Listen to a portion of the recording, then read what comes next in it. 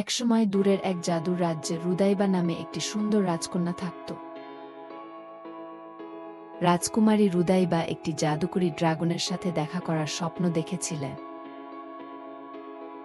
একদিন রাজ্যে স্পার্কল নামে একটি চকচকে ড্রাগন দেখা দিল। রুদাইবা এবং স্পার্কলের দেখা হয় এবং তাৎক্ষণিকভাবে তারা বন্ধু হয়ে যায়। তারা একসাথে তাদের প্রথম জাদুকরী দুঃসাহসিক কাজ শুরু করেছিল। তারা উজ্জ্বল ফুলে ভরা মন্ত্রমুগ্ধ বনটি অন্বেষণ করেছিল। তারা তাদের জাদুকরী শক্তি দিয়ে বনভূমির প্রাণীদের সাহায্য করেছিল।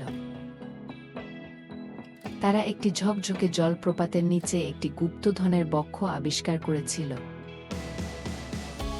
রাজ্যে তাদের প্রত্যাবর্তন একটি জমকালো ভোজের সাথে উদযাপন করেছে।